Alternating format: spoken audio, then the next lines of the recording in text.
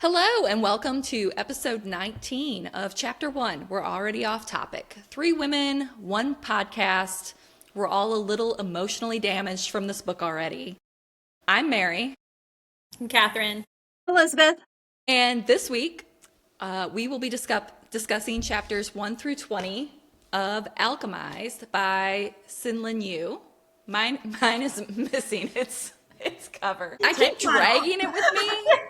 I keep dragging it with me everywhere to read it, and I was afraid I was going to damage the dust jacket, so she's just living in my nightstand. I hate damaging a dust jacket. Although that's what they're there for, but I hate damaging it, so I always take mine off. They're there to look pretty. Literally the point is to protect it from damage. Protect the book. You can always replace the book. But before we get always replace the cover. That's true. What is everyone having? We're all separate today. Who's going first? Well, I'm a little sickly, so I have some popcorn because I need something salty, and then some hot apple cider for my throat. So hopefully I won't hack my way through all this coughing and hacking up stuff. But that's what I have. Yay me! Bless your heart. I'm so sorry. I know. I have a cookie skillet. I made a cookie skillet in my Dutch oven. And I have a brown sugar caramel chai. Awesome. We're doing the classic London fog today because she's my fave. And then I made cinnamon streusel muffins yesterday. So I make the messiest shit though. It's already crumbling everywhere. There's going to be so many crumbs during this episode. My cookie skillet looked really, really good. Like when you opened it and you just saw it. I sent them a video. But when it's in the bowl, it just looks like a deconstructed cookie. So it looks less cute in the bowl, but very beautiful, just fresh. I got excited because I found these like fun like bakery wrappers at the store, and I was like, fancy. We're gonna get. I noticed the wrappers. I was wondering if you made them or what. No, I found those when I needed a. I left my muffin tins at the farm for Dwight, and I don't have a muffin tin, so I had to go to the store and grab muffin tins. My mother currently has my muffin tins. Still, from the cupcake excursion. She still has my I think she still has my storage containers too. All right, well, let's dive in because there's going to be a lot to cover. So we did chapters 1 through 20, which ended up being like 260 odd pages of this book. You're welcome. Which, don't get me wrong, totally invested, loving, just devouring every word, every emotion, loving every piece of it. But there's just so much happening and going on. Yes. So much world building. So we're gonna do the recap like normal. I did break it out by chapter because it was easier for my brain as I was doing it because there was just so much going on. Mm-hmm. And also here about somewhere in the middle of chapter 1 here, I ended up breaking out kind of just like a glossary of terms because it helped me and it might help the listeners who may be struggling. It might help me.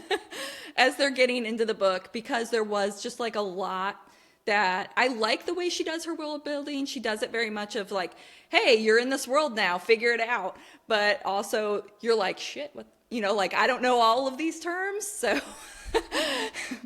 I'm like, we're learning as you go. That's one thing when you're jumping from Manacled to Alchemized. And I know that, obviously we're trying to read Alchemized. We all read Manacled. So we're trying to read Alchemized as its own thing.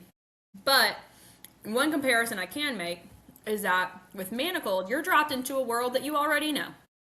You know all of the terms. You know all of the spells that they're using. You know all of the people. It's very familiar. And so while the storyline is very complex still, and there's more to it, and obviously there are elements that you didn't know because this has a wholly different ending. It was, you can kind of streamline your thoughts a little bit.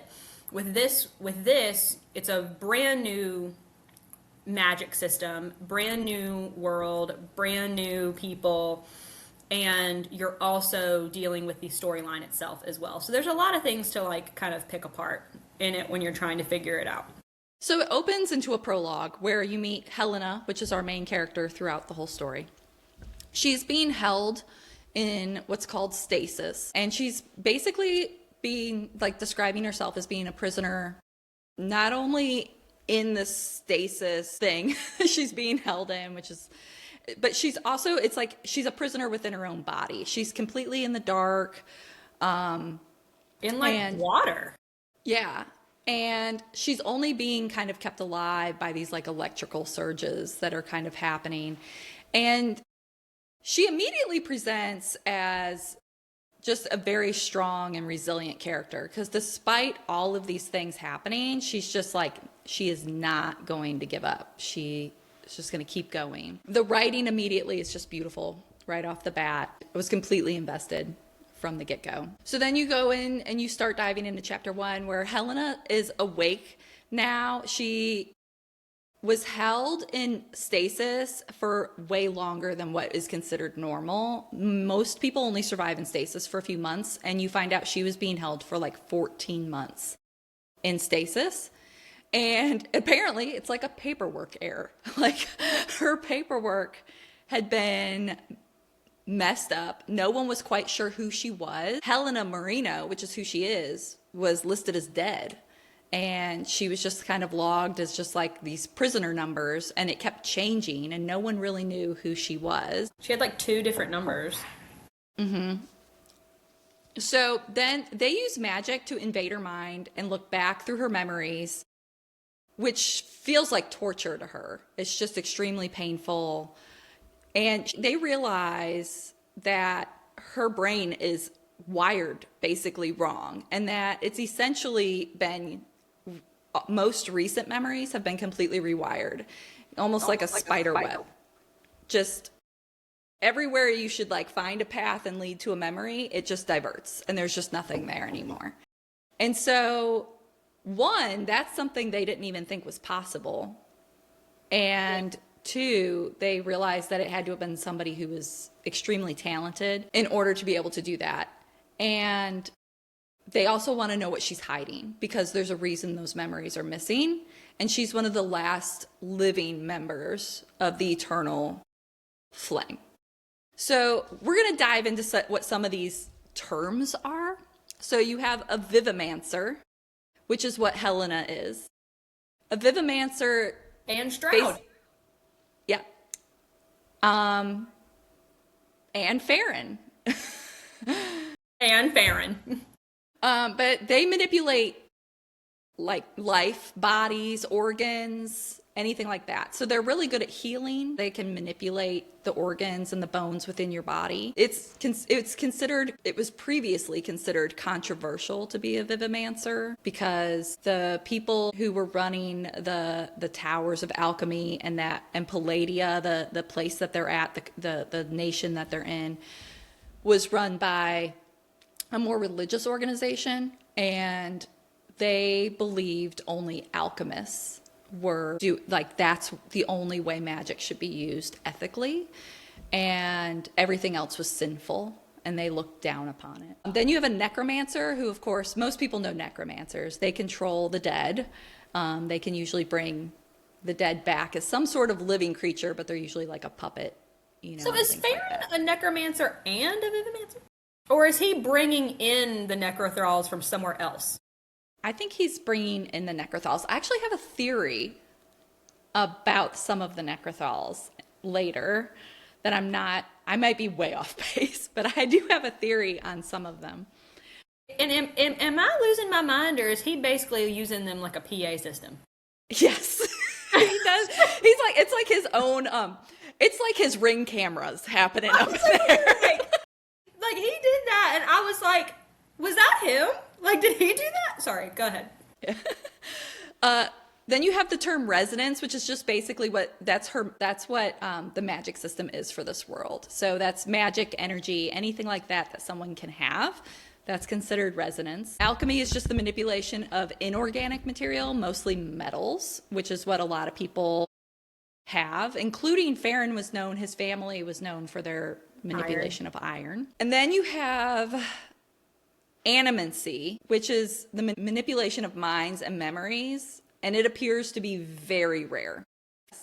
And apparently, that's what the high necromancer, the big bad, is as well.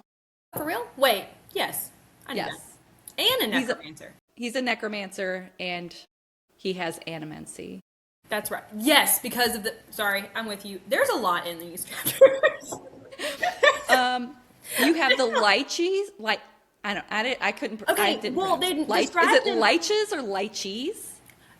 Or likes? So I was saying it that way too, but the way they were describing them, the reason why they called them that was because they Or they rip leeches. onto you, and so I was like, is it leeches? And it's just spelled different? Yeah, I've been saying leeches. I don't know. Okay, we'll go I with don't know. leeches. Let's do that. I was saying leeches until I saw that they were like they're named because of the fact that they latch on or whatever. And I was like, oh well, that's a leech. So But Okay. I don't. Well, the I don't think leeches that there's the wrong way to say it because Sinlin Yu, I saw an interview where she was talking about pronunciations, and she's not hung up on how you pronounce things. So, and I guess it doesn't matter. So it's basically a derogatory term kind of for the Undying.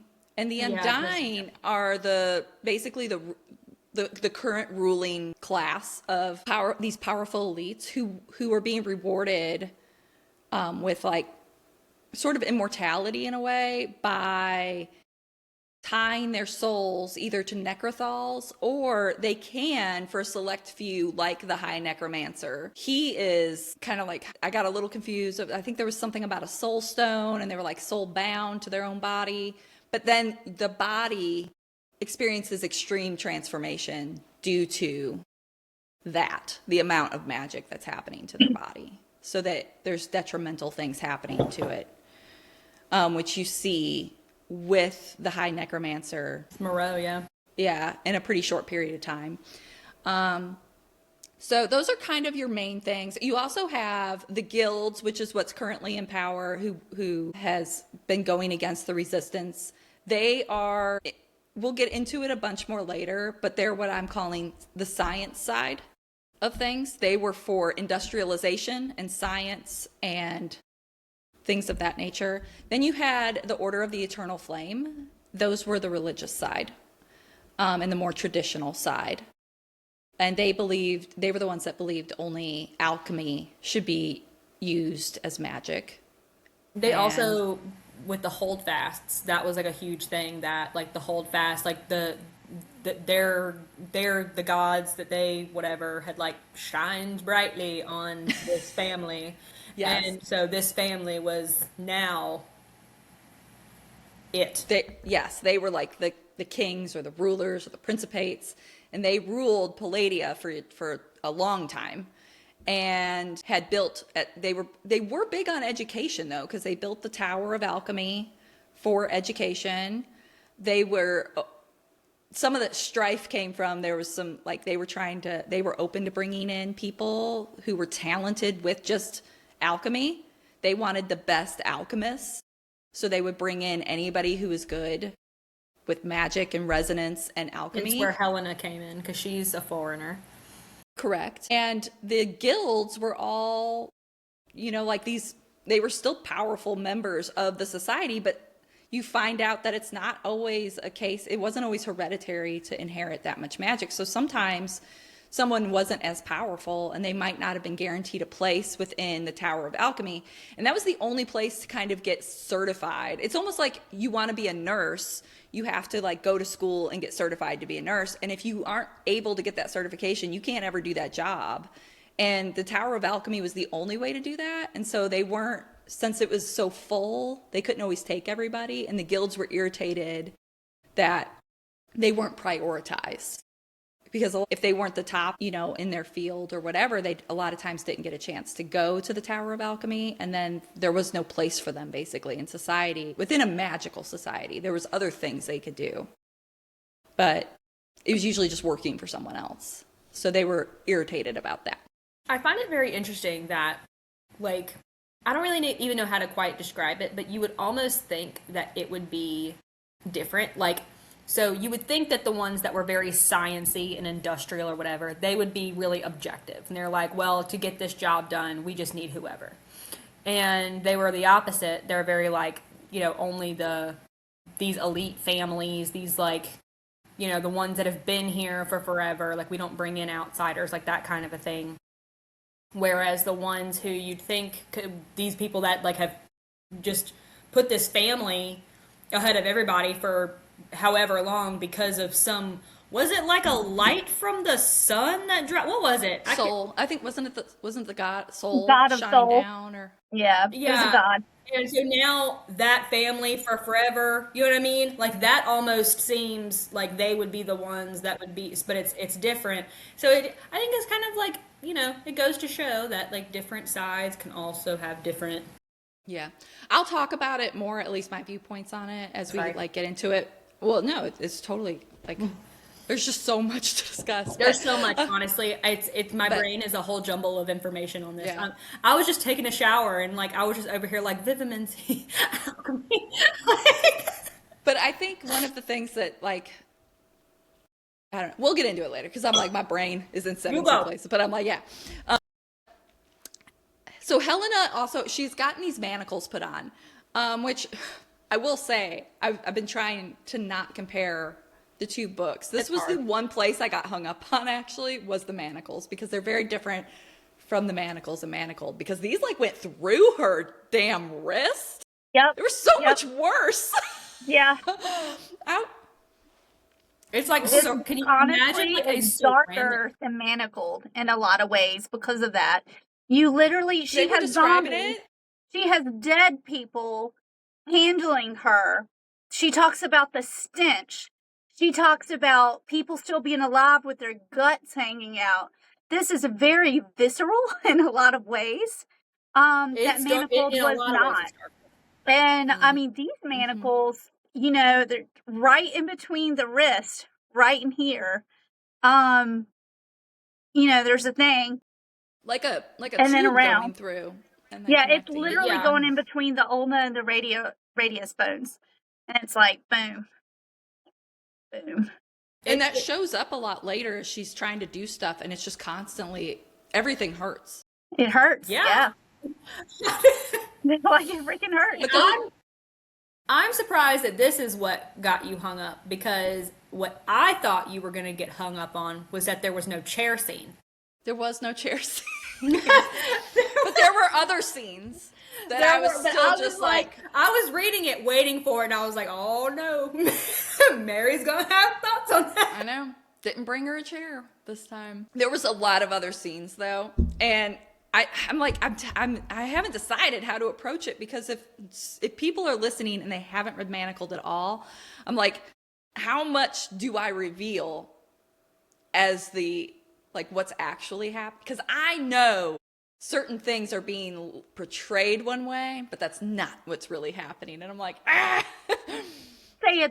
just over here punching fists. It's lining up like Manacled in a lot of ways. Like, the plot is still plotting, I feel like, but she definitely, I think, has made this darker. And I feel like her writing has improved. I mean, it was good to begin with, but with the editing, it has this beautiful flow to it. It's less repetitive. I mean, there are words that we're not familiar with because this is high fantasy. I feel like if you're looking for a feel-good book and you're looking for something just easy breezy, easy to read, this is not the one. No, you might want to get out your dictionary for this one. You might want to look up some key terms. But this is heavy stuff. It's really heavy. Well, and there's a lot of scenes too where, like, I will say, I feel like there's times where I was reading something and I'm like, I don't feel like this is pushing, like it's information I have to have, nor is it moving the plot forward. But all of it adds so much depth to her world that, it's a lot to get through, but it's so rewarding, I feel like, in the long run. But okay, I was talking to someone on Monday, one of my friends, and we were. I was talking about Manacled as well as Alchemised, because I was talking about the podcast and I was saying we were reading it or whatever. She's a big Harry Potter fan, as far as when we were talking about Manacled. And I was telling her about it, and she was like, "Oh, well, I might want to read it." And I was like, "Okay, yeah." I was like, "But be like aware that like I don't know if you have triggers, but if you do, check them. Like it's dark. Like this isn't like middle grade. Like I mean, It's gonna hit all of the triggers, every one of them, I was like, it's and not in a really fun dark. way. I Yeah. was like, And I think Manifold some was people, dark. I feel like this is darker in some ways. yeah. Like, Well, and I it's don't think interesting. some people realize they're so used to seeing triggers as like a fun term for like a fun, dark romantasy or romance. And I'm like, this is war. This is being imprisoned. This is, like this is not, I mean, it is a romance, but it takes a long time to get there. And even the romance is devastating. You're gonna hurt reading the romance. yes. Like, all of it is painful. None of it is triggering in a way that like that's a good time. to where we were at, Helena gets these awful manacles put on her. Like I said, I felt like they were worse than the first time I read them. And those are basically there to block any of the resonance or that magic energy that she has. So Where does that go? like what? Like where Where's does what the go? magic go? Like does it I just think I feel like because they go into really in depth about the material that's being used, and that material can either create or manipulate energy. Limithium, I think is what Yes. they called it. The limithium. I don't even know Yes. if I'm pronouncing it right, Yes. but that stuff. So she says she can feel no energy. So it's not obviously giving her energy. They're not going to give her any energy. So I feel like it must be in some way manipulating hers and like either siphoning it or just blocking it. And my theory is from where we're at right now, I think she has a trickle still in there. I don't know if it's just because she's so powerful or whatever, but I feel like, and we'll kind of go into it as where I feel like I see that. But there's like these very faint moments where I feel like she shouldn't be able to maybe do some of the things she's doing. Like she doesn't have power, but she is in her mind stronger than maybe she should be. That's fair. Well, I Yeah. know what helped her So- in the tank is that the original manacles that were on her were not the most updated. They're Like they didn't faulty. go through her, Mhm. and they said that they weren't fastened correctly or something like that. Something wasn't right. And when I think that actually helped her stay alive longer than what most people do in those stasis tanks. But with the new manacles, I think she's very, very powerful at what she does. And then finding out what we find out at the end, I think that, yeah, I don't know. It's just going to be really interesting as far as how this goes about into the next part. So as we move into chapter 2, we get to really kind of see these necrothals for the first time. And so they're basically like dead puppets. They are used to do all the tedious and undesirable tasks that no one else in society really wants to do. And they're often used as like servants and maids, but also on the front lines as just like expendable. Like just throw them out there, because they don't care about them. And So they a still lot of decay, times- they still stink. And this is what And a makes lot it of- really dark. They're your friends. Like, these are people Yeah, that's what I was- she fought with. And she's like, oh, hey, there's my best friend. All rotted up at the Because- corpse, zombie-like. Because basically they're taking like a prisoner of war, but it's the dead. And then they're reanimating them and using them. And so she's having to see that. And that is really dark compared to Manacled. Like, that did not happen. So, It's resourceful. it's resourceful. As dark as this is, there's going to be a couple times I didn't giggle, but I was like, like there was a few times where I was just like, But I'm also kind of confused because they have you have the necrothrall, and I guess you're getting ready to talk about it too. I might be jumping the gun, but you have the necrothralls, but then you also have like you have like Mandel, who like herself got put into, she's an undying, right? But she got put, so the Into a dead undying. body. Yeah, so you have two types of necrothralls. You have the necrothals, which are just like the puppet necrothals. There's nothing in them. There's no soul in them. Then you have the Undying, which can be their soul is put into another creature, but it's always a dead creature. So they're gonna have to jump. Yeah, is what I'm gathering. What I'll be honest, I'm a little confused on the transference situation. Because Like, how is that different than just because one of the things it seems like Moreau wants to do is to be able possibly to like transfer to, is it to another living creature? Is that what he's trying to figure out? He's dying. Yes. Mm-hmm. And apparently the chair is like Is it like alive? Alive? Or not alive? Like dead? Like Yeah, just like, they're made up that of thing all the was weird. Neanderthals. He contorted I'm just like them picturing to like look a like a dead chair. body recliner. Like, It's multiple you know? dead. He's sitting on multiple dead bodies. He basically is commanding those Necrothals. I feel like they're still. I mean, they're dead. They're like the servants, but he contorted their bodies Yeah, they would move. to look. Yeah, so they're still moving, but he contorted them into a chair. Yeah, wrap your mind around The that. zombie lazy Yeah. boy. What you're thinking is correct. It's. I was like, well, that's just dark and gross, but whatevs. So the Necrothals take her, kind of throw her in a cell, as she meets another cellmate a little further down, who's Grace, who she used to work with Helena at the hospital. She has a bunch of scratches all on her face, and Helena asks her what happened to her, and Homegirl's just like, don't worry about me, I did it to myself, and is quite proud of it. And you find out that all of these resistance people, when they would take them alive, if they weren't dead, they were also using them, but all of the ways that you would imagine you would use someone, that you're against in war. All the atrocities you can think of, that's what's happening. So, especially being a woman, she doesn't want to be desired for anything. Not as a slave, not as a servant, not for rape, none of the things. So she's making herself as undesirable as possible. Helena also asks her about the resistance and what's happening with it, because she has no idea what's going on. Grace kind of scoffs at her and is like, the resistance is dead. All the Eternal Flame members are dead. No one wants to fight anymore. Like, there's no point to it. Which, I feel like for Helena was probably devastating, because this was everything. And she's so devoted to Luke as you go through. And I don't feel like she was that devoted to the cause. She was devoted to him. Right. So she would have done anything for him. And to see what he was fighting for just kind of fall away, I think is more devastating to her than even the fact that the High Necromancer and the guilds are in power now. It's more that there's no one defending what Luke had wanted.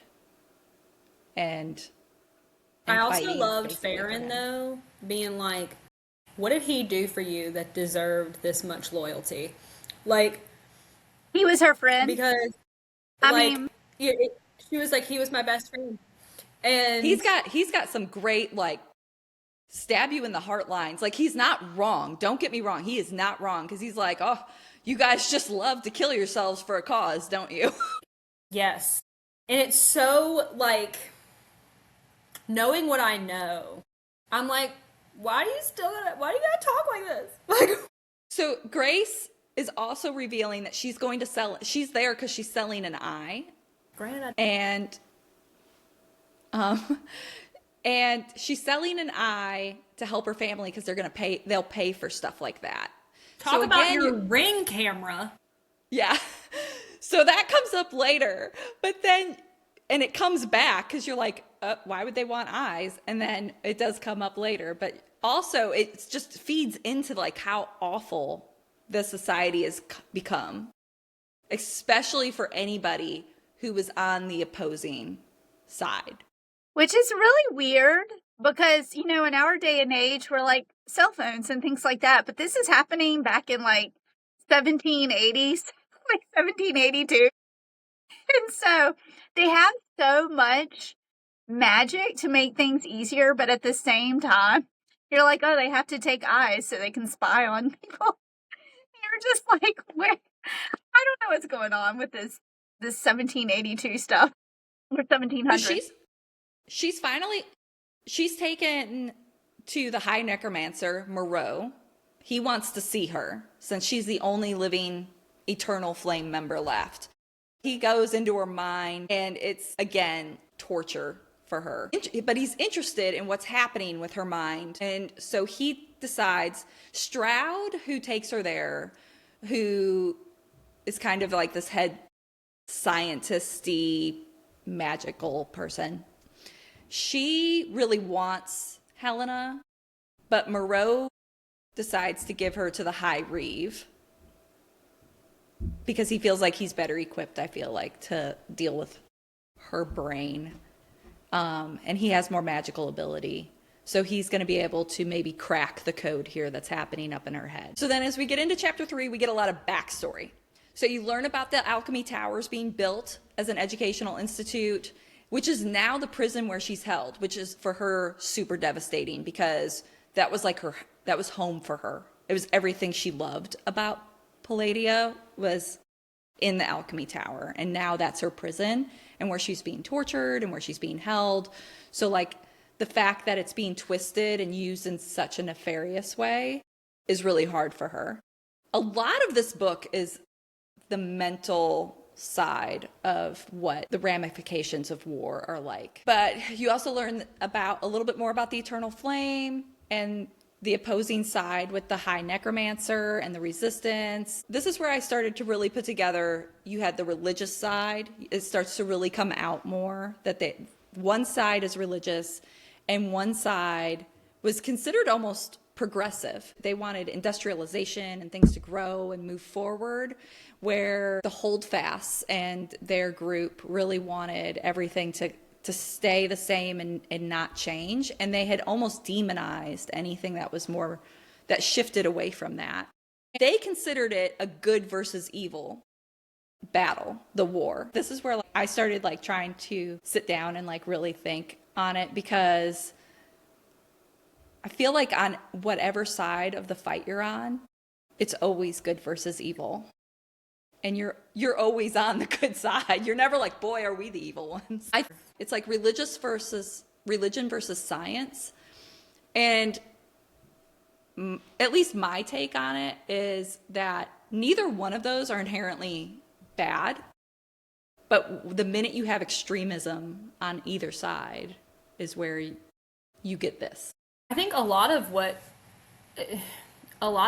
we're seeing on the guild portion, it's not necessarily, wrong to be industrial. There are some things but where it's pretty jacked up for them is this this immortality obsession. It's when you take this idea and now it's because it's power, right? Oh, I can live forever, so I'm the most powerful, I'm the most this, and then that can that can super alter how you view everyone else around you, and you might feel more you can feel entitled to more, you feel like you're owed more, whatever.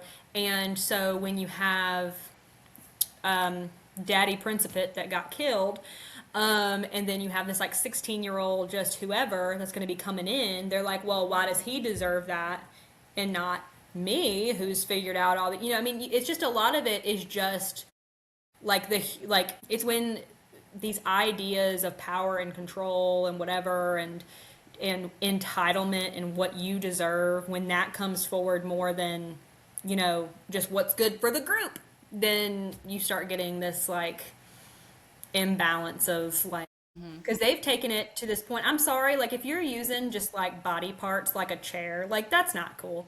You've gone beyond where you should have. Both sides seem to be the more they got into magic and the resonance and stuff, the more they seem to both sides seemed almost anti-intellectualism, because Helena was a healer And the reason she was so good as a healer and good with her magic was because her dad had no magic and he was a surgeon. So the reason she's so good is she has like an understanding of the science, behind the body and how it works. So she can use her magic more resourcefully.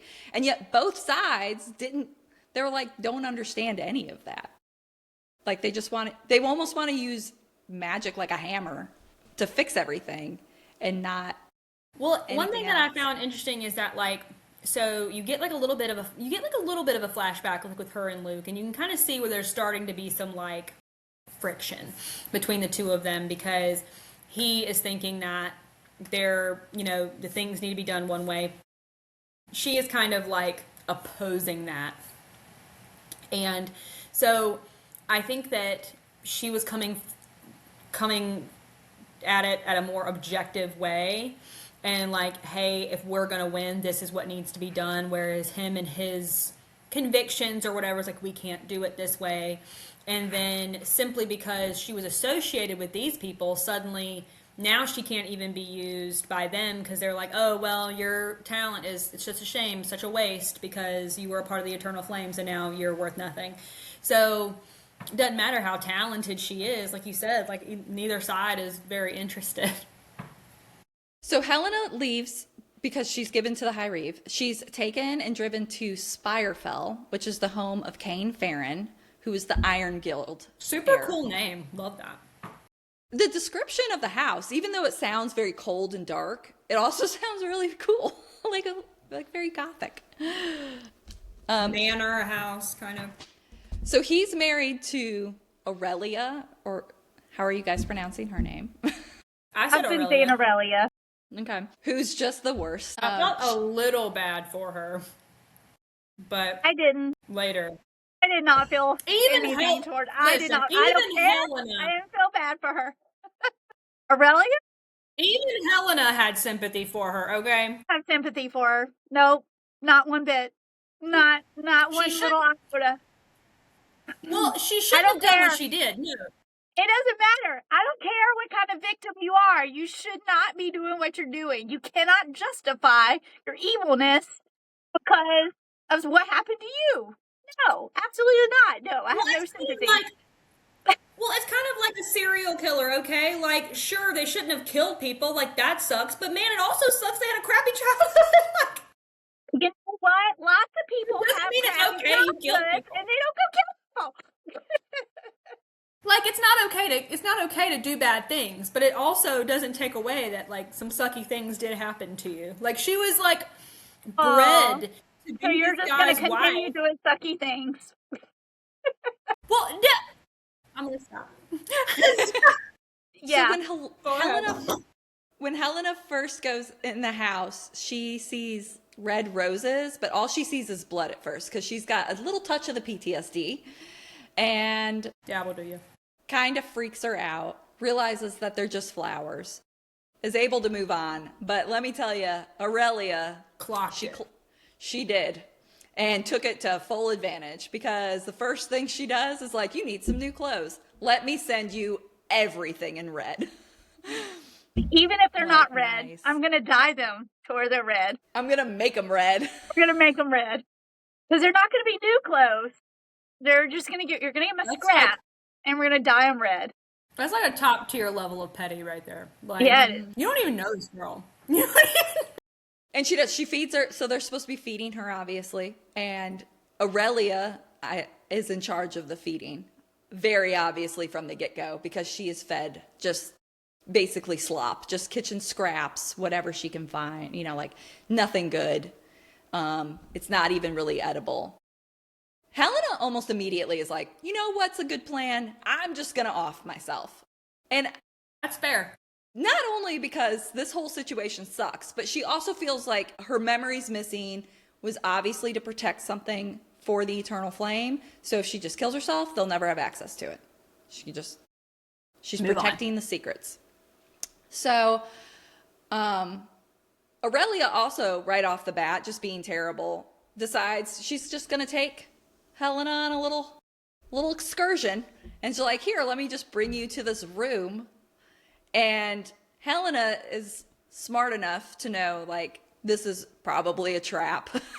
Like, I shouldn't be here, probably. I should not be here. We open into chapter 5 with, it's shockingly, Farron's room. He also knows his wife pretty well, and he's like, Aurelia sent you, didn't she? So he's performing his duty, which is to go into her mind and trying to do these transference things with her brain. It does not go well. She doesn't pass out, but she kind of like falls off the chair and is really out of it. He's just like screaming at her to get out of his room because he's pissed afterwards. And she ends up running out of his room. There, from in my brain, how I was kind of envisioning is she seemed to be on like the second story of the house. And so as she's running, there's like a banister and she's like, you know what? I'll just chunk myself off. That's a good way to go. Of course, Farron stops her and is like, don't you dare, and won't let her kill herself. Takes her back to her room, goes back into her mind to see what else she has planned to make sure he hasn't missed anything. And then for those who have not read Manacled, it's not a spoiler, but I clocked industrious as always that he said to her. Because I saw that too. other than in this story, other than them going to school together, you're told that they were kind of academic rivals, but they did not interact much. They just were kind of always competing for the top spot in school, but they actually didn't have a lot of interaction at school. And other than that, she has no memory of Kane Farron. And so you're like, okay, that's all he is to her. But the fact that he says industrious as always, to me, is an immediate spotlight on they've known each other previously. Right. So she ends up getting this brain fever from these transference things that he's doing. A brain fever sounds horrible. Yes. Don't love it. So a doctor comes in.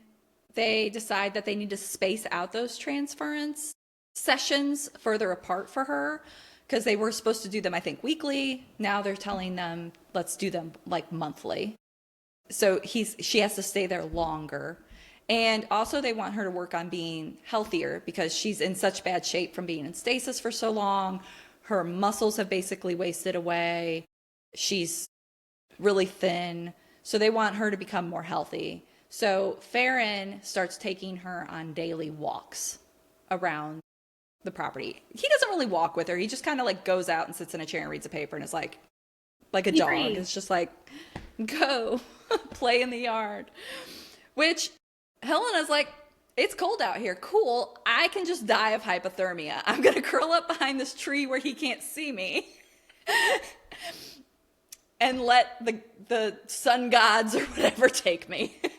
And of course, Farron finds her. And this is where I did giggle because he just finds her and he goes, creative. There's so many moments during like these chapters where I'm like, man, you suck. And then other times I'm like, that's funny. Like, well, I was writing the recap and like all the time it was like, she's trying to do something bad to herself or something bad is happening to her. And it's like, and then like immediate Farron finds her just every time, just immediately. That moment when I know we'll get to it when she was like, Farron always comes for me. I was like, yeah. And she's over here like, it's Stockholm. It's not Stockholm. So then in chapter 6, Farron had left a newspaper behind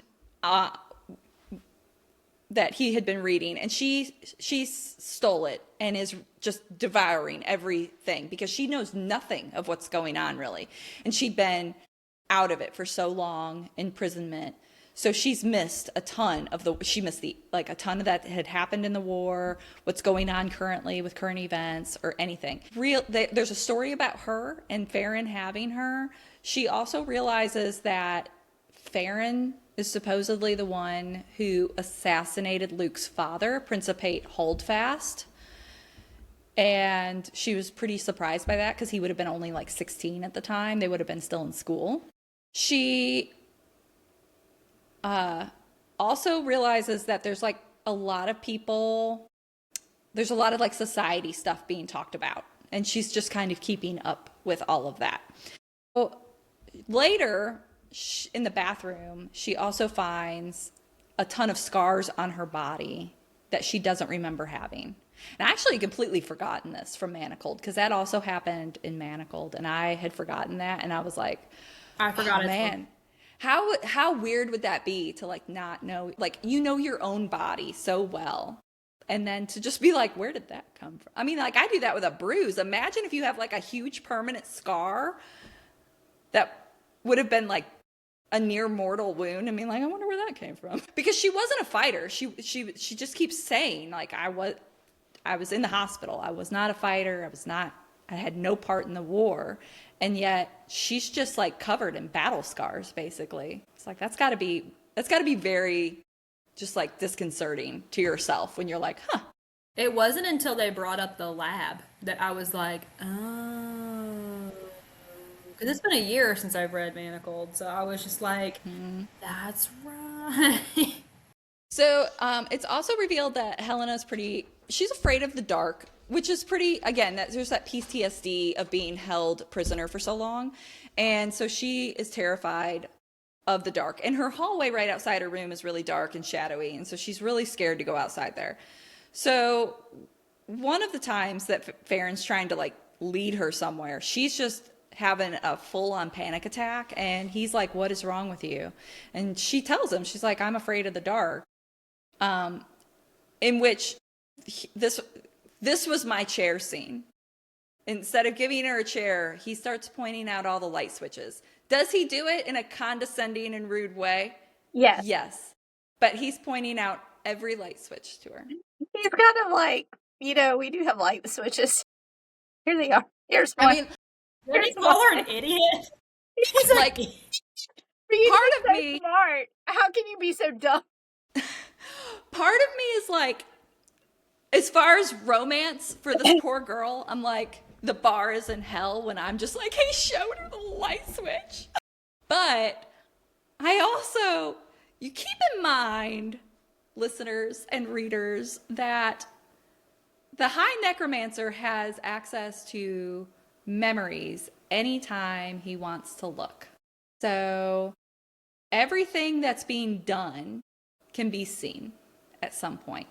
So if you were trying to hide something or do something, you have to be very careful about what you're doing. So Stroud comes and visits again.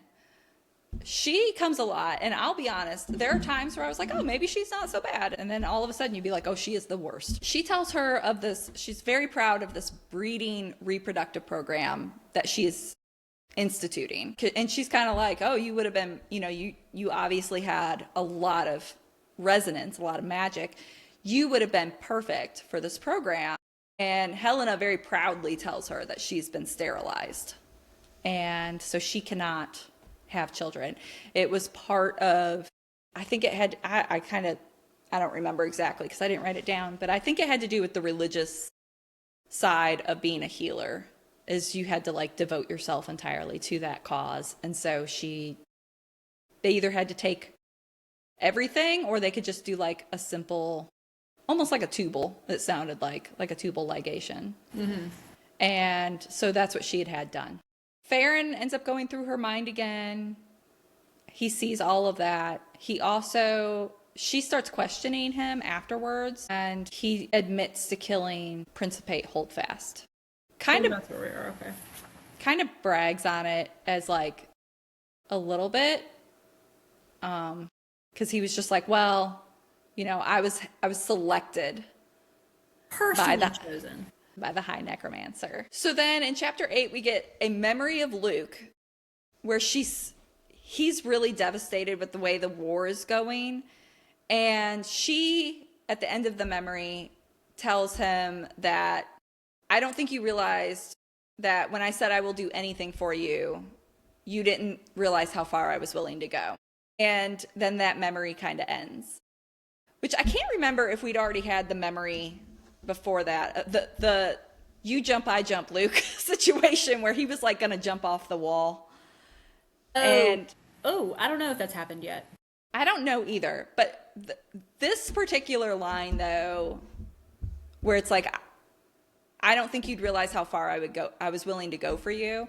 Like, that you just got to kind of keep replaying it in your head later because of like there's so many things that Luke isn't willing to do because it goes against his moral code in the war. And she's like, but you're going to lose the war if you don't do these things. And she's willing to do them. She don't give a shit. Well, and I don't even know if it's a matter that it's like it's just knowing when you're in a war, what war entails. Like, and I mean she was young too though, but I remember hearing like I guess like you could take like his like age into account, like he doesn't understand like what some of the realities are, but she was young too. I mean, like, and he's got all these, convictions, and like, but the thing is that like if the other team has no such convictions, like it depends on what the line is for some of these people. Because they were treated. You got to remember they're like a religious thing. A lot of people. So this is just an example. It's just what I heard. Take it as a grain of salt.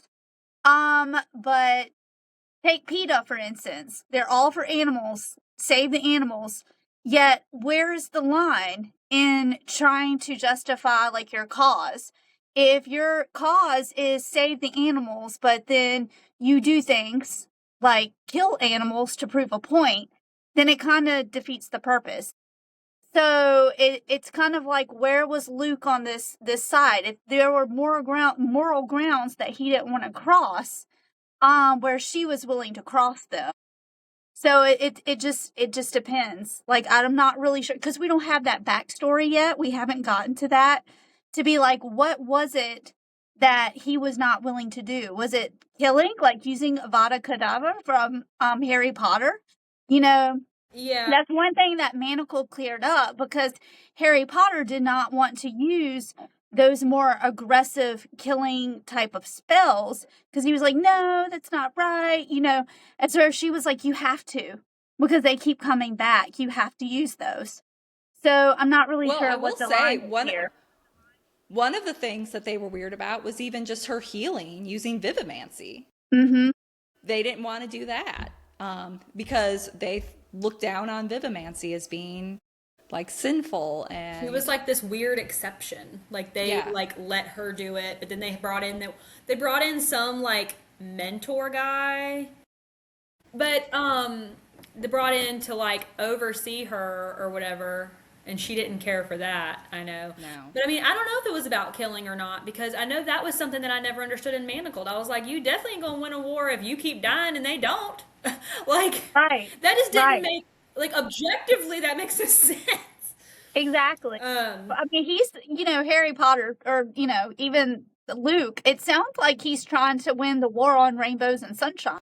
And you just can't at times. Sometimes you have to do the horrific thing to get your point across or to show, but there's a line. So if you do it, it's kind of like. Right. And you're already seeing a little bit of arrogance coming out from Luke from these memories too. Where it's like, oh, you'll see. Like, like, and you did see that in Manacled too. Like, I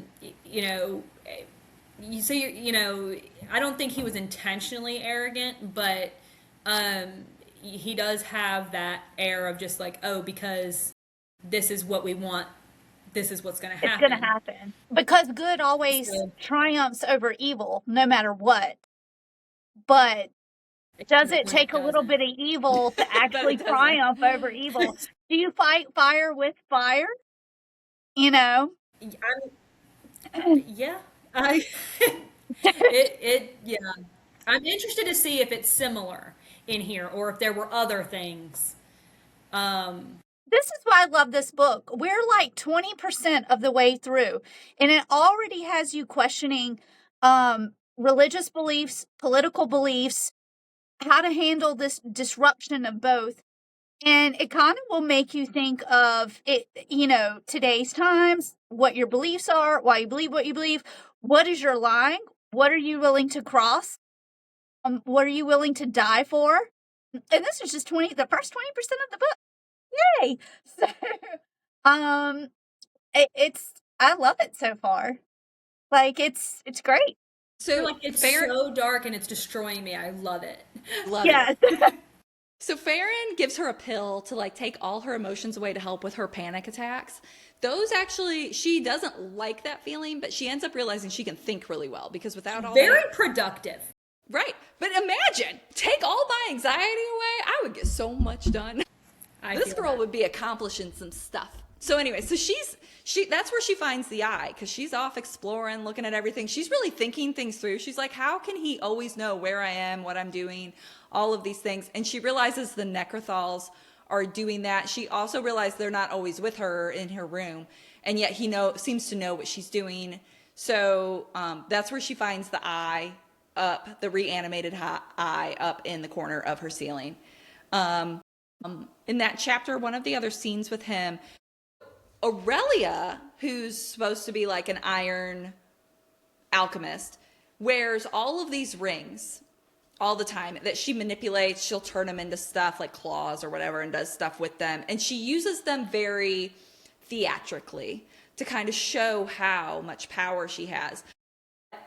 Helena notices that she's actually not very skilled. She always acts like she's like, woo, super impressed. But she's like, she knows it's just for show, that this girl actually doesn't have a ton of power, or at least doesn't know how to use it well and isn't educated in it.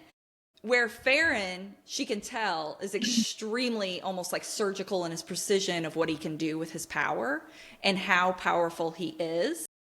And yet he doesn't wear any rings except for one singular ring. And in this scene, she asks to see his ring. And when he takes it off, she realizes it's not what she thought it was. Anyway, I think she thought it was an iron ring because it was dark. And she realizes it's just like some random old ring that's tarnished, that he's had it on so long. So it's black from tarnish. Y'all have theories? That's the only... I've literally just put ring thoughts because I'm like... It's not mentioned again, and I'm like, what is this ring? What is this ring he's wearing? I got thoughts. I did for that. Anywho. So then we get later. I do feel like it's gonna come back later. I feel like that's a little like it's like a little Easter egg. Yeah, that ring is definitely gonna be coming back. So he has to do transference on her again. She ends up passing out. During this scene, though, when she passes out and she wakes up, she's apparently had a seizure. And she doesn't remember, like she doesn't recognize Farron. And he's helping her. And afterwards, when she looks back on it, she realizes it was Farron who was helping her and taking care of her.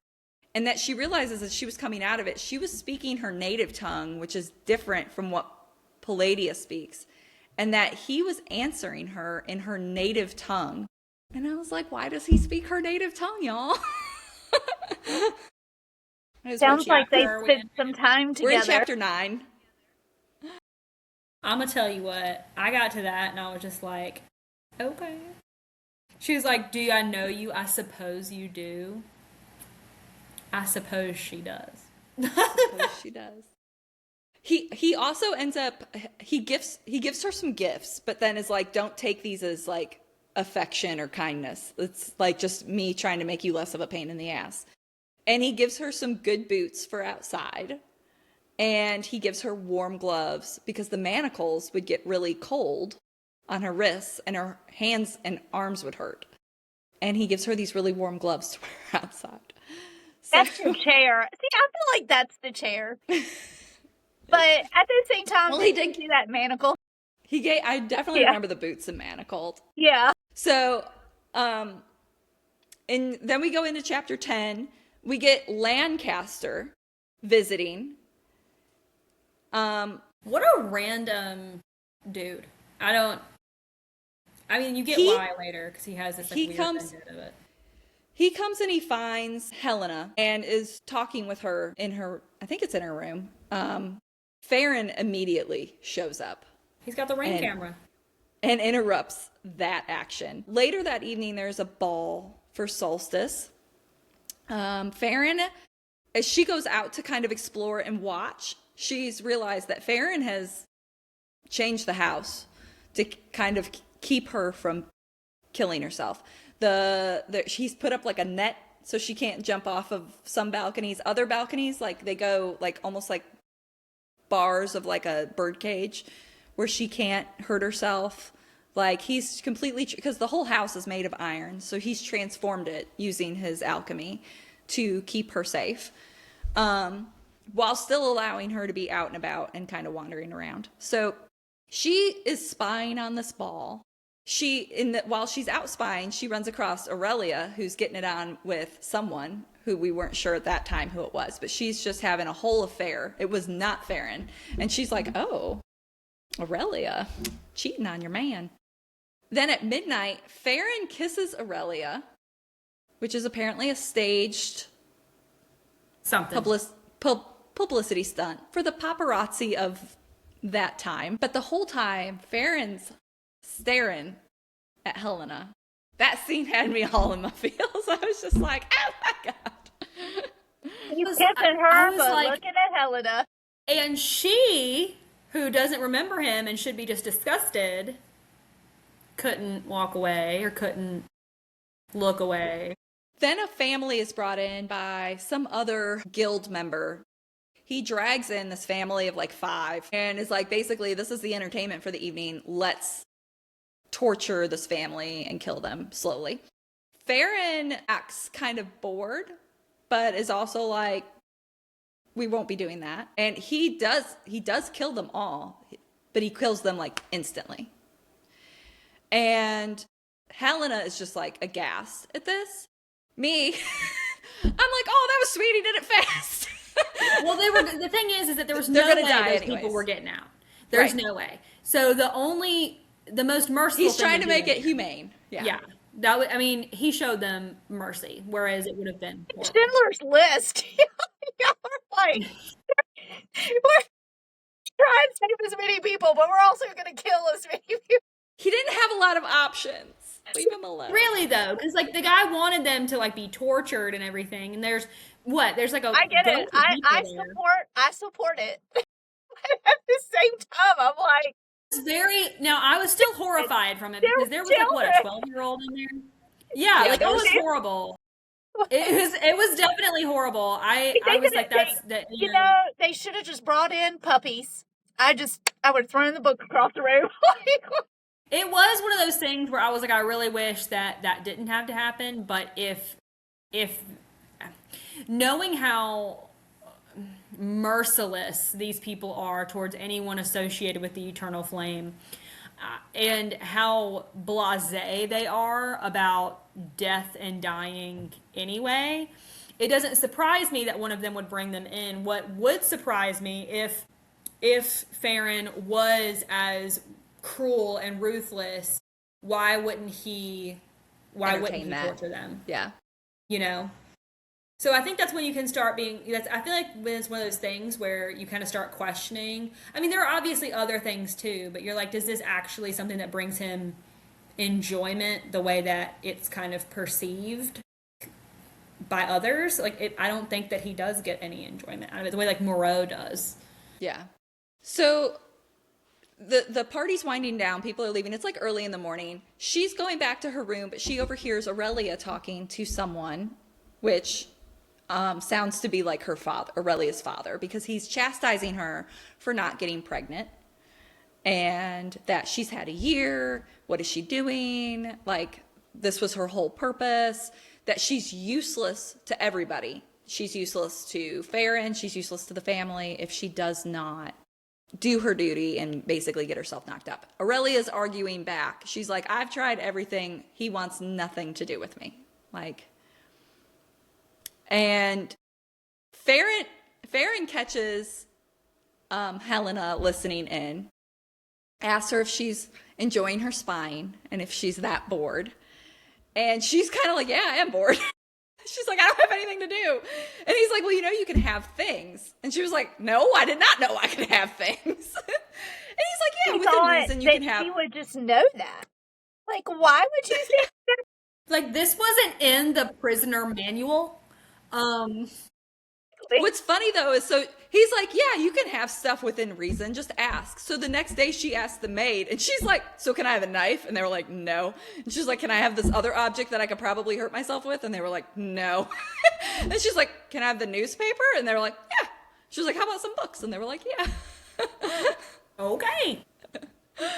Have some garments other than red.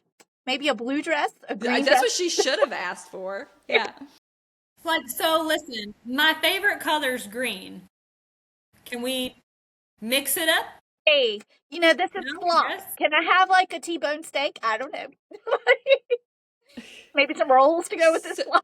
Be like, it would need to. Did you say a T-bone steak? T-bone Like, they steak. probably would say no because she could turn the bone into like a shiv. Oh, that's true. So one of the other exploring expeditions she goes on, she finds an unlocked door, which she usually doesn't find any unlocked doors. So she's, of course, like, holy crap, what's in here? She runs in there and she finds this really weird cage thing. It's all we know. I'm not sure. This is the one place where I'm like, in the book where I was just like, it's a cage. There's not a lot. It's a lot of mystery behind it. What's with the cage? Well, Right. we know what is with the cage because of manacled. The question is, what we don't know. No, I don't remember the cage. You don't Remember the cage, but I remember being confused when I first encountered the cage and manacled too. And it's going to have to be something. I mean, it could be similar-ish, but it's probably something different. Is she going to explain the cage the same way that she explained it in manacled? That I don't know. Right now, I we don't just know remember that the there's- cage. You How don't big remember was the cage? Am I really forgetting something big here? Yeah, I mean, it's pretty yeah, you important. kind of are. It'll come into I play, explain it? folks. So Maybe I'll 'cause if remember it happened it. in Manacle, I don't know if the same thing will happen in this one. But it had Maybe to do. I'll remember it. It had to do with Draco's mother and what his father did. You don't remember? It's coming back to me. Yeah. Okay. Okay, Okay. but again, Sorry. two different I'm things. here. So we don't know what this cage was for in this book. So we'll leave it at that. We don't know yet. Because we're getting ready to move into part 2, and I feel like, when were the paper cranes? Are there not going to be any paper cranes?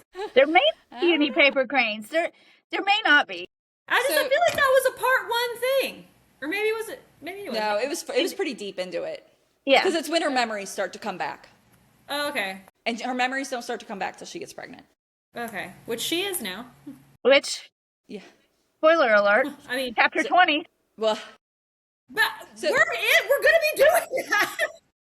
so Farron, of course, We're assuming that everyone has read to chapter 20. Farron, of course, obviously finds her again, shocker, gets her out of the room with the cage. He's walking her back to her room, and Aurelia catches them. He kind of chalks it up as like, oh, we're just going on a tour of the house. Aurelia's kind of pissed about it because he keeps telling her how busy he is with stuff happening in the city and like all this stuff that he's doing for the High Necromancer, and yet he's just got all this time to be showing Helena around the house. So she's, of course, taking it as sort of this personal affront. Helena goes out on another exploring around the outside, and she starts checking doors to potting sheds, garden sheds, a barn. The barn is left unlocked. She slips into that and finds this giant wolf creature that's chained up in the barn. It lunges for her, but the Necrothals pull her out. By her hair. By her hair. Her hair. You'd think he would have maybe given them some instructions to maybe save the follicles. Geez Louise. Sorry, go ahead. So then we're in chapter 12.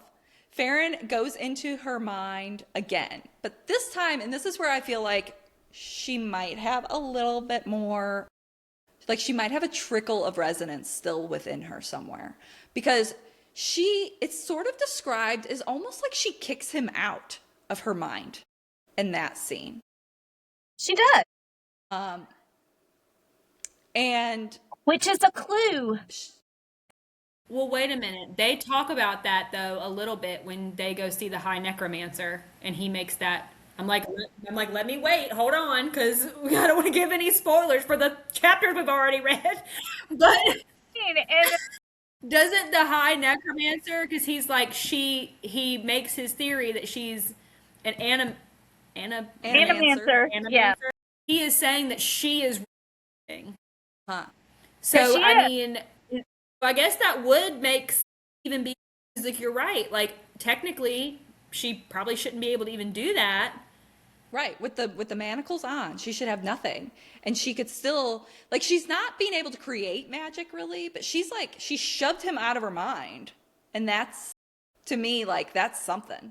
She's powerful. She's a Yeah, strong, it's not independent nothing. female. Not nothing. So again, she's still getting those newspapers, and she's devouring all these newspapers. They're now shifting gears. They're talking a lot about Stroud's repopulation program and the breeding program she's trying to institute. It's very they're very like, oh, it's genius. This is going to be amazing. It's very puff piecey. But she's noticing from when she's been reading these papers and the society pages that some of these names of the Undying, these elite, powerful members of society, are disappearing from the papers. And she takes note of that because she's like, what is happening? Another Where are these people clue. going? Another clue. I Another also found it clue. interesting because like so granted, like I said, it's been a year since I've read Manacled, but like I felt like the breeding part came in before now in it. So like I've been reading this and I was like maybe it's not gonna because I was like maybe they're gonna leave this out. Like maybe she's not gonna end up. And then it came in and it came into play and I was like, oh, just kidding, never mind.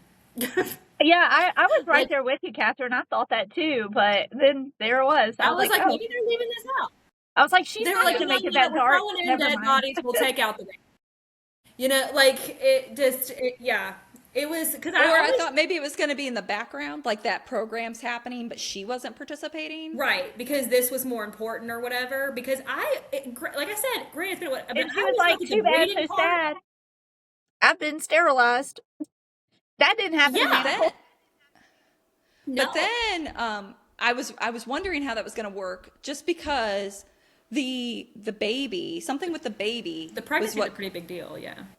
was what created that pregnancy created those memories coming back, and I was like, how is she going to shift that? So it does make sense that she put it back into play. It just, and I do kind of like that she delayed that, because you at least had some relationship between Farron and Helena established for the reader.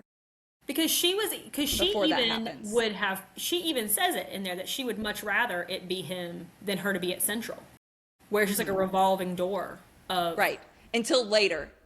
Until later. And She said some mean then things. she said something that really, you could tell, like, knocked him back Yeah, a bit. it hurt his feelings. It hurt his feelings.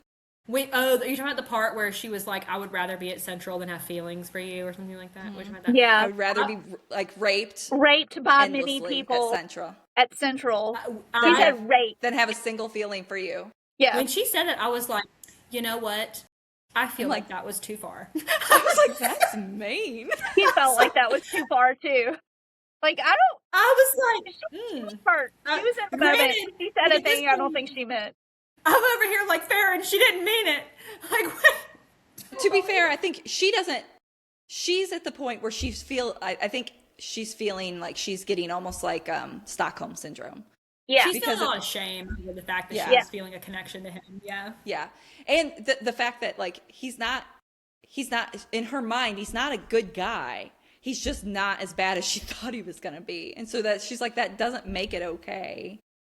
And so Yeah. she's Just really because struggling he's with not that. cruel doesn't mean he's Right. not bad. Yeah.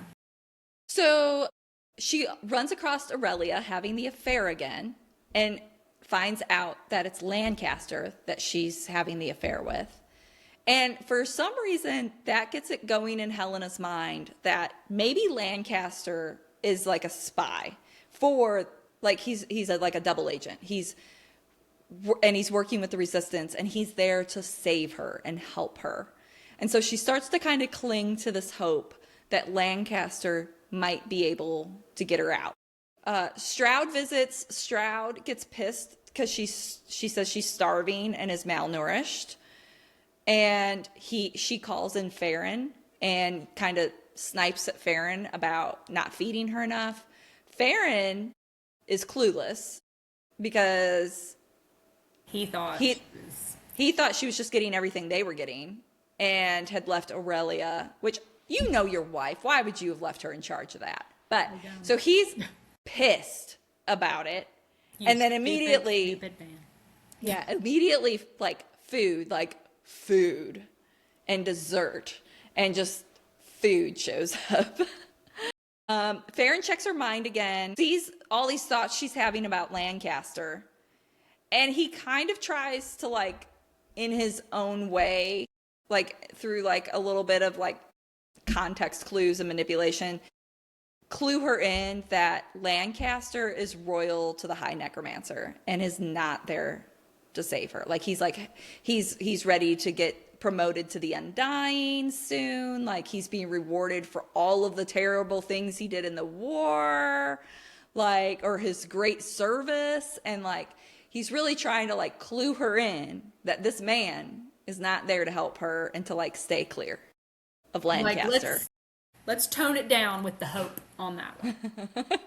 So she starts having tiny memories. Like she starts to remember Lila's brother, who she knew Lila had a brother, but had no memory. Like she couldn't pull a memory of him up. And she starts to have some memories with him. But then when she tries to focus on them, they just vanish. And then she can't even remember what she was trying to remember. Like it's just gone. She's constantly trying to pull these memories back up. And she gets a lot of them in dreams as well. What are your thoughts on that? I don't know. I'm like wondering why I think the more she's around Farron, who's a memory, I think that's all those spider webs that she created and Take out the trash. the rewiring of her brain. There's like Does that take out trashed white? Yeah, take out the trash. it's Wednesday. But yeah, all that rewiring of the brain. He's probably with the hay guy. We got hay delivered today. But I think her being exposed to like Farron, who's a memory she's rewired, is causing some like cracks and slips in that she had created. And that's why you're getting some of those. I know That it's is a a different spoiler. name, but well, I don't know. I don't want to give anything away because of what we know from Manacled. But I'm wondering if she replaced Ron with Draco. You know what I'm saying? Like there is no Ron. Well, I actually was You know what wondering I'm if talking about? Lila was Ron. I was thinking that Lila was Jenny. Lila I was thought Jenny Lila too. was Jenny, but but then like she may not be. Is But then- Soren Jenny?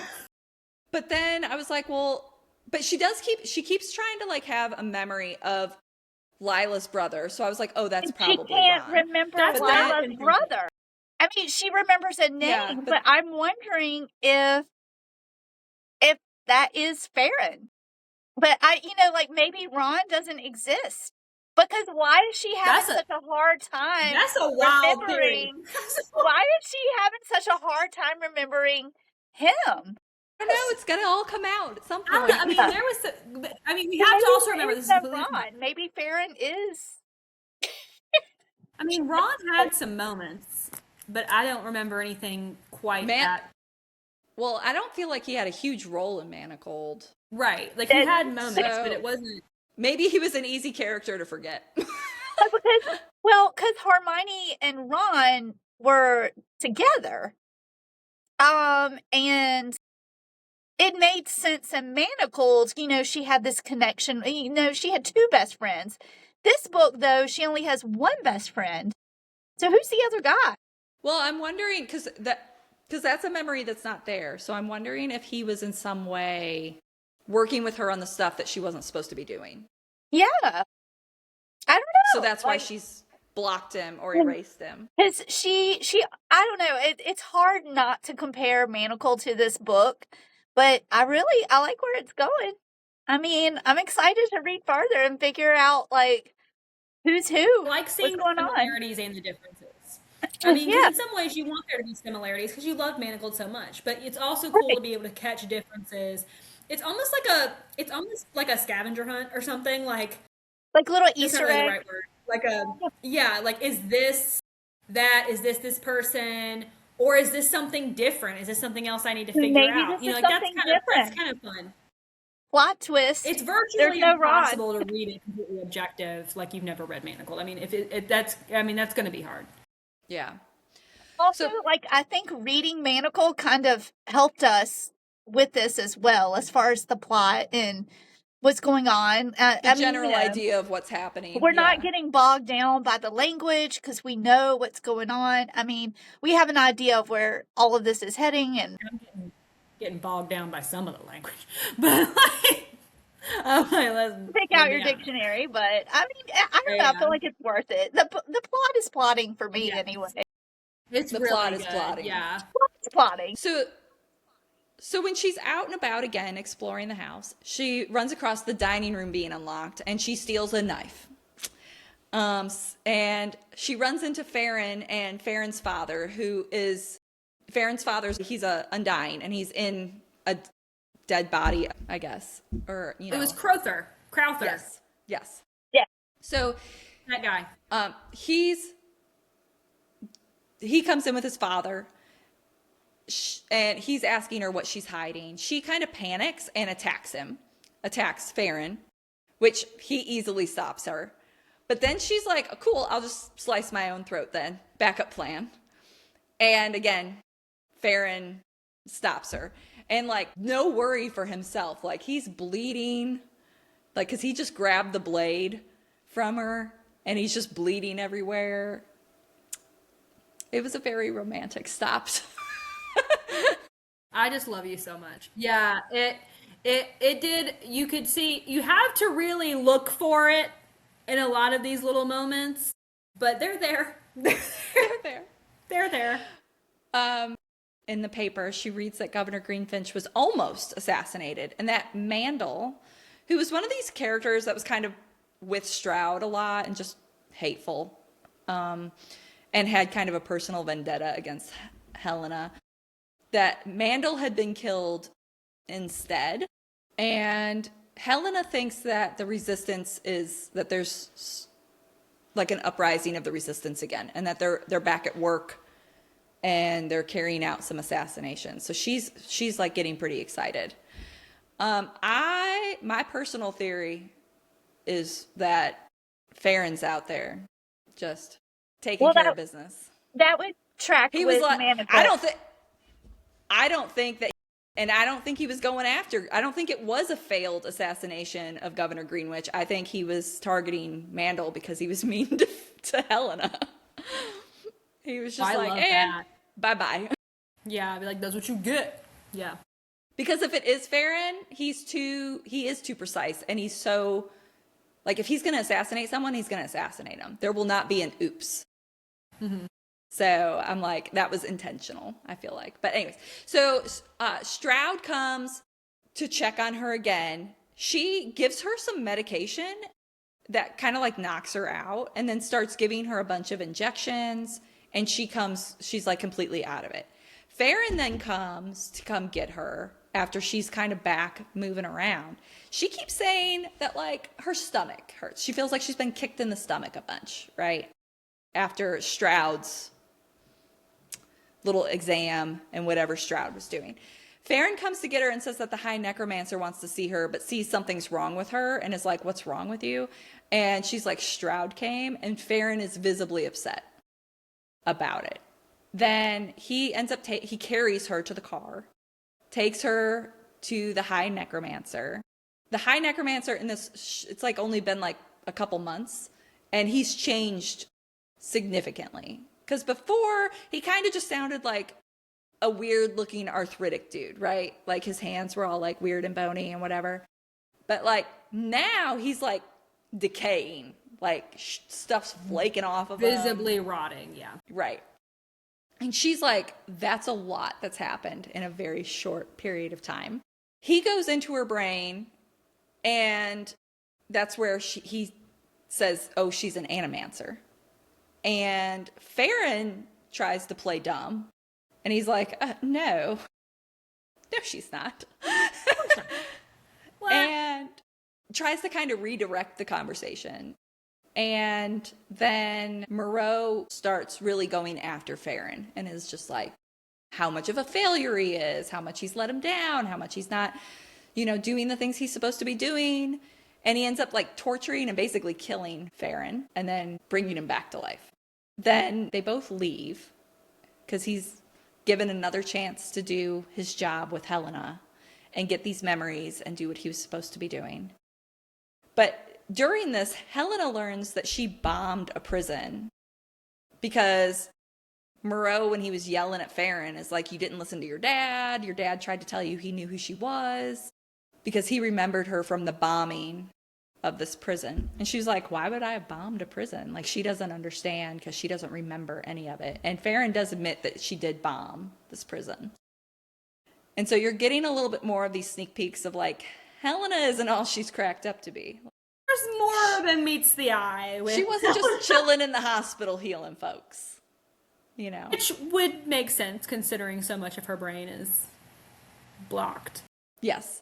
She also, by the end of that chapter, works out that the Undying is the High Necromancer's source of all of his power, and that by killing the Undying, he is dying. And so all of those people disappearing in the newspapers, those were Undying. They're disappearing and probably dying, and therefore Moreau is dying. She confronts Farron with that. So then in chapter 14, she sees herself in a mirror. She's been eating now really well. And you kind of get that really like inner kind of a scene where she's at mentally, because she finally is like, I actually kind of look pretty. My face is filled out. I don't look gaunt, because even during the war, when she was like healthy, she was so stressed and everything that was happening. She Didn't look awesome. Right. She didn't look good. But now she actually looks good. Her hair is beautiful. She looks really pretty. But she said always before, even at her worst, her eyes had this fire. And now she feels like her eyes are dead. And she's kind of like resounded herself to what has happened. And it's really depressing for her. She again confronts Farron about Moreau and her theory, and Farron admits that Moreau is dying. So, again, my theory is Farron is also killing off all these Undying and killing Moreau that way. It's and like weakening him. It's like the Undying are the Horcruxes from Harry Potter.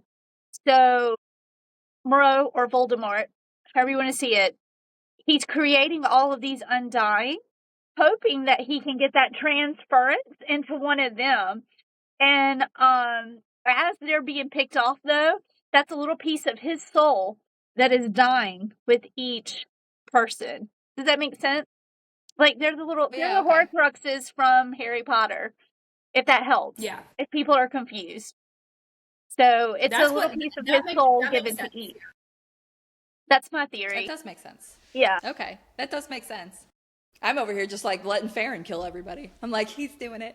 Well, I mean, so great. Well, yeah, I mean, that tracks. That's what happened. So then, he didn't need a basilisk fang.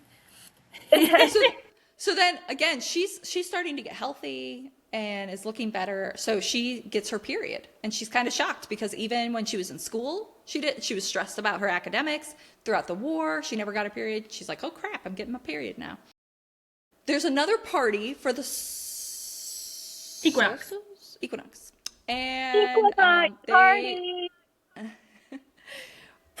So she goes and she kind of goes into a room next to another room, and she can overhear people talking. They're talking about the girls at Central who are being used for this reproductive program. And the guys are kind of bragging about what a great program it is, because you can basically go in and do whatever you want to them. One of them was bragging that one of the girls tried to fight back and had bitten him, and so he punched her in the face, broke her jaw, and then he's like excited to go back because her jaw is going to be wired shut next time, and the things he can do to her next time. It's like very gross.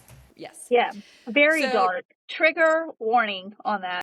So she leaves, and Lancaster finds her as she's leaving. And he attacks her and drugs her. He sticks a needle in her neck. You find out that he has been trying to get to her to attack her, that he has a vendetta against her. And he is dragging her towards the gates of the house to leave through the gravel. And the whole time in her head, she's like, Farron always comes. Farron will come for me. And Farron does come. Farron finds her, takes Lancaster, and just rips his guts, quite literally, just rips his guts out and just leaves them in front of him and threatens him and is like, if I catch you again, I'll strangle you with these. And just, sends him on his way. And the visual of him trying to stuff his intestines back into his body while running away. Like, this is such a disgusting time that they're living in here. When golly Moses. Sorry, so Farron takes her inside. He assigns these Neanderthals to clean her up, but she's terrified of the Neanderthals and is like, and they smell and everything else. So she's kind of like freaking out and shaking and like trying to get away from him. So he ends up taking over, cleaning her wounds. And then after that, Aurelia comes for her. She comes to her room and she kind of throws this newspaper at her and is like, have you read, have you seen this story? And Kane has gone to the hospital where Lancaster was and proceeded to do everything he said he was going to do. He pulls out his guts and kills him in the middle of the hospital. And he did it for her, which has made Aurelia jealous.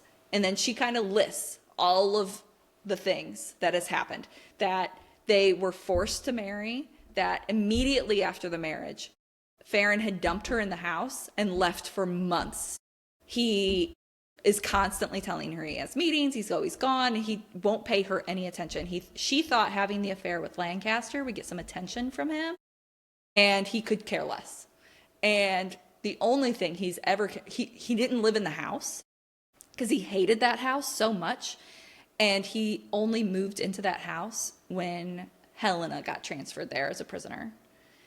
And he only spends time with her. And he only does things to protect her and for her. So she's extremely jealous and hateful. So she's like, I'm gonna damage you, and wants to take out her eye and remove her because eyes. Apparently he collects them. Well, he's got one in the corner. She brought that up. She was like, he's so hard to buy for, but I don't think he has a brown eye. And I was like, you're a psycho.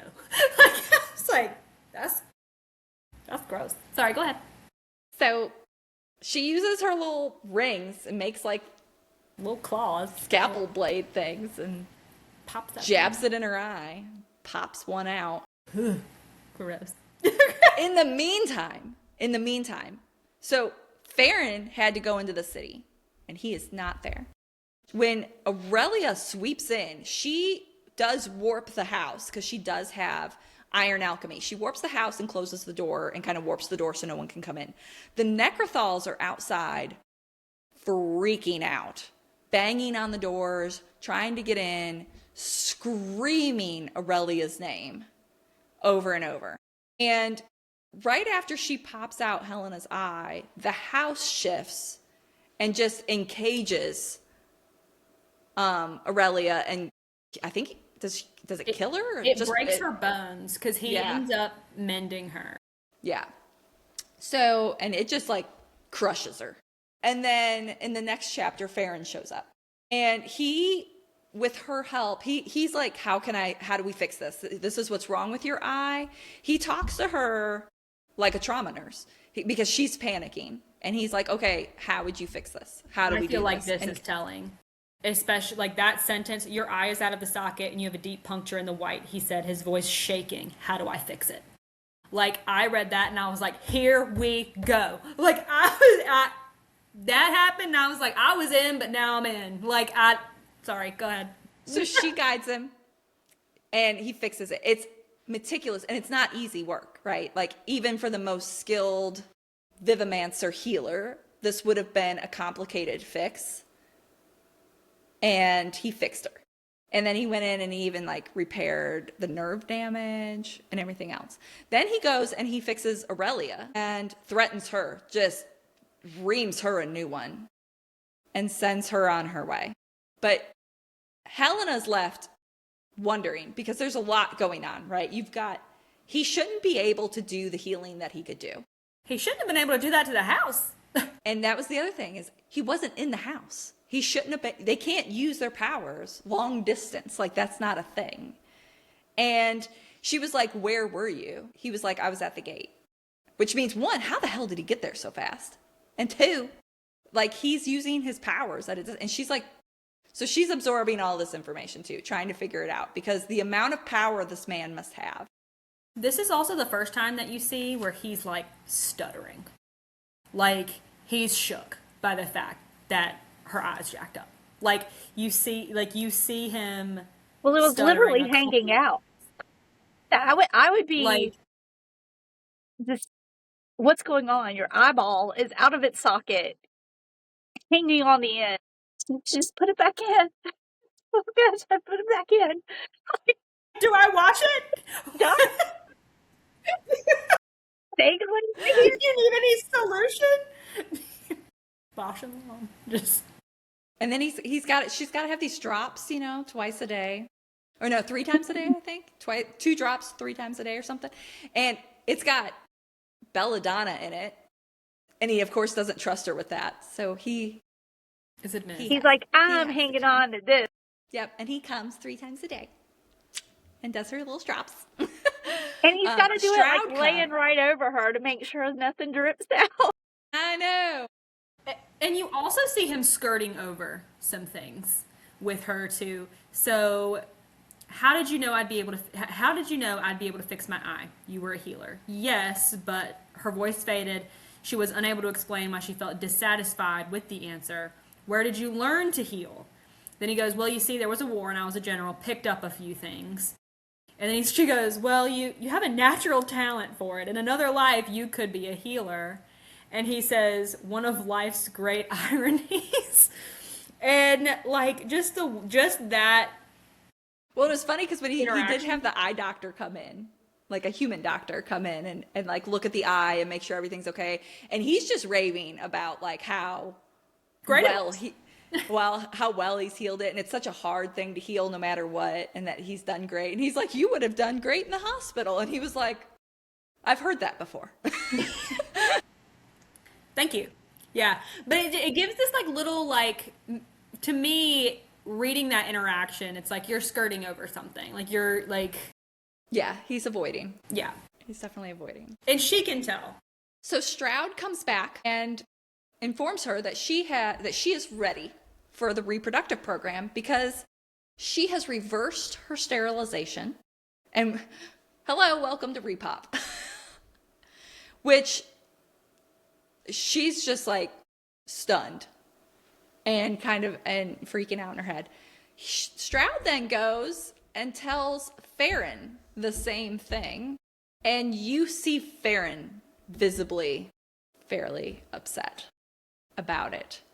And she basically tells him it's Farron, or it's Central, where she will just be in a room and men can come and pick a room and she will just be repeatedly raped over and over by whoever. Or the High Necromancer thinks that since Farron is so powerful and so strong with his resonance and his magic, that he would be the ideal choice. But they keep thinking that Aurelia's been with him for a year and she's never gotten pregnant. So he, like, maybe there's like an issue there, not thinking of the fact that like he just won't sleep with her. Stroud, in a way, kind of really wants her at Central because she wants her as a guinea pig, but is like, well, I'll leave you. It's this or Central to Farron. And of course, Farron is, you can see he's like pretty traumatized because neither option. One option is he has to be the one to rape her. And the other option is he sends her away, he can't protect her. And she's raped repeatedly by just random people who are going to treat her like utter trash. Those are his options. Can we get any more depressing than Lin Yu? Can we just get any more depressing at this point? Where are the puppies? Like, This book, happy So- Valentine's Day, y'all, because like this. Hope this was your idea of romance.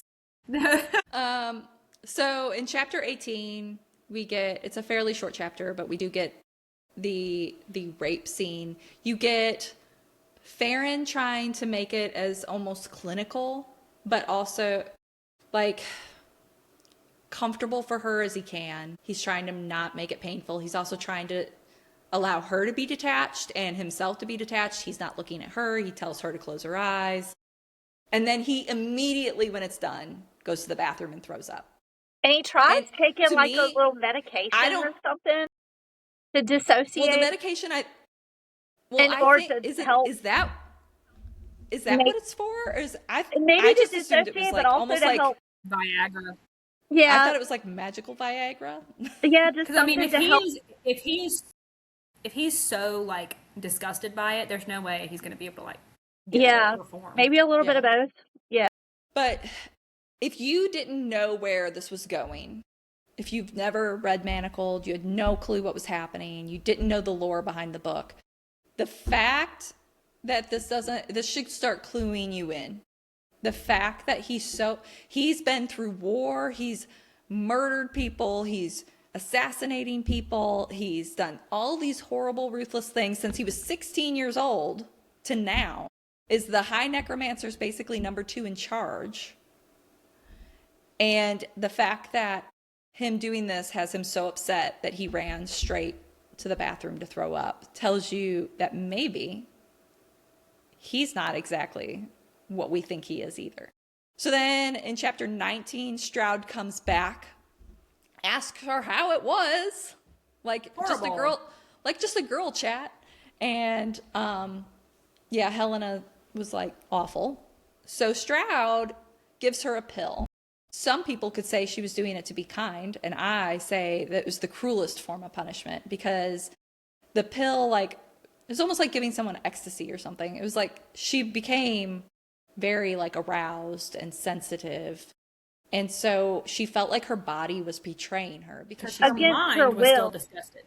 yeah, yeah, because her mind is of course still saying no, but Yeah. her body's reaction to it no longer it was against her was. will.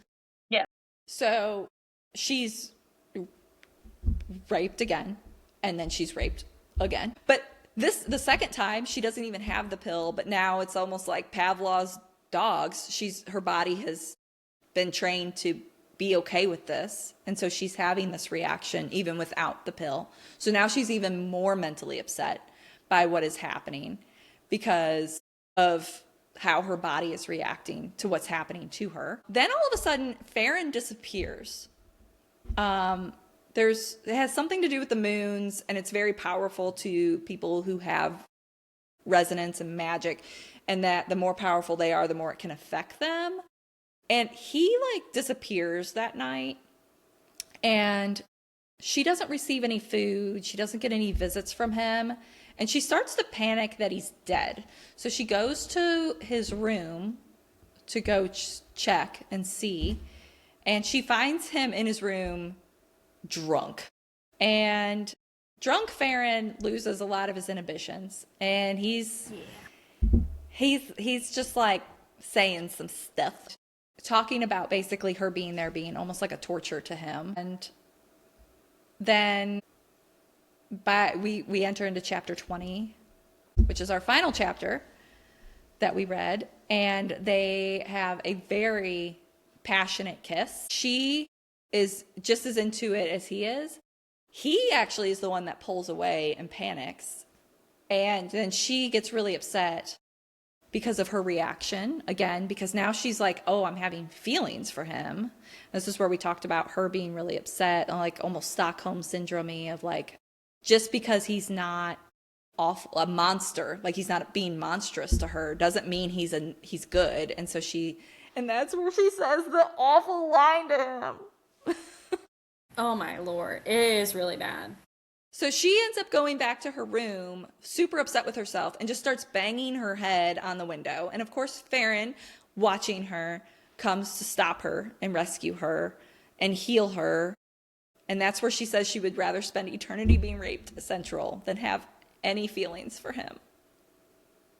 And he like freezes, and it's like, girl, you didn't have to be quite that mean. But anyway, so he goes to leave because he's actually upset. And she ends up reaching out for him, and he holds her. And Then he goes off on her. but then he panics. He like looks at the door, and he like looks around, and he gets really wide-eyed, and he panics, shoves her away, and says a ton of really awful, mean things to her. And again, this is where I'm going to say, remember, Moreau can see everything at any time if he wants to look in their brains. And so he can't be seen being nice to the prisoner. So then Stroud comes back and checks on her, and after a couple weeks, and reveals to her that she is pregnant. Helena Loses goes into a full panic anxiety attack. Just melt down. Farron comes in wanting to know what's wrong. Stroud informs him that she told him that she gets really upset when, like, this poor girl who's been through hell has any sort of PTSD or anxiety. She's like, I just thought she was afraid of the dark. Maybe just leave a sheet on the door of all the things she's upset about. Farron is pissed and threatens the crap out of Stroud. Just is like dragging her, telling her how her program's bullshit. It's not proven. She's not a real scientist. There's no data. Yeah. He's more of a scientist than she'll ever be. She's a hack, all this stuff. And that he will go tell the High Necromancer and have, you know, like all these things that he could do to her and everything else. And she acts like it doesn't affect her, but she's a little shooketh. She's like, okay, wasn't expecting Everybody's that. feelings were getting hurt. Yeah, chapter 20 was where everyone got a little, you know, no one really came out unscathed. Everyone said horrible things to each other. Yeah. So Farron then injects something into Helena, saying that he can't trust her to be conscious right now because she's so upset. And as he's laying her in bed, he just whispers, I'm sorry to her. I'm so sorry. Yeah. And then that's where it ends. Also, I did not mention it, but when he kills Lancaster, it is revealed in the papers that he is the High Reeve, which was hidden all along. It was kind of kept a secret that there was a High Reeve and people were afraid of him, but no one knew who he was.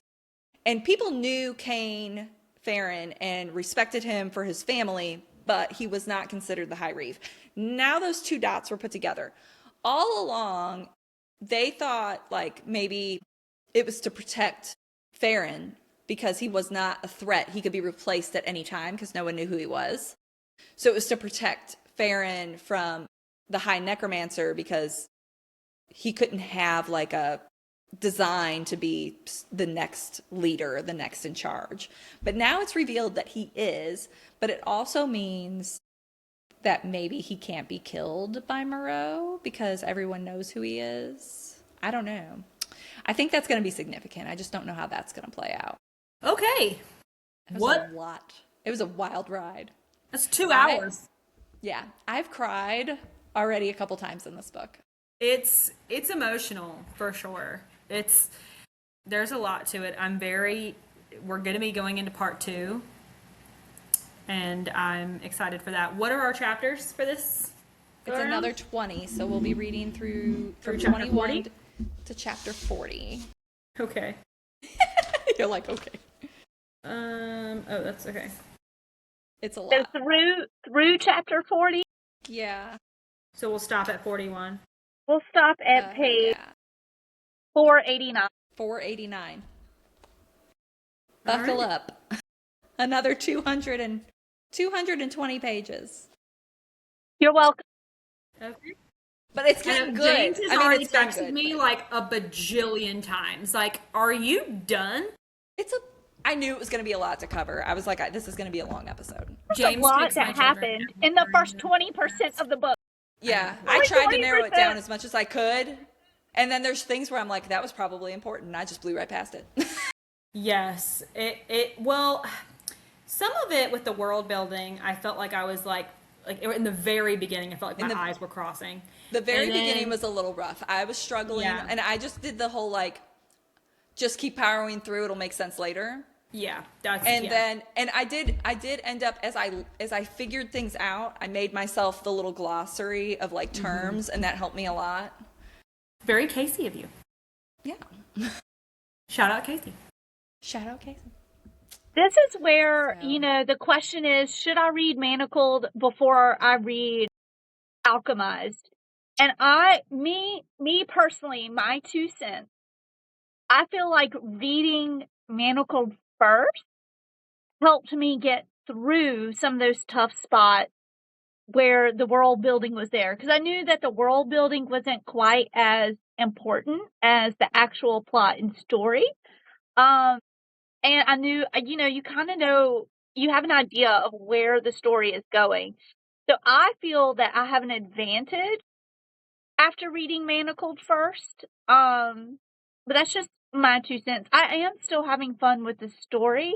I just think that I'm not hung up as much on the detailed world building. I think that a lot of people are getting hung up on.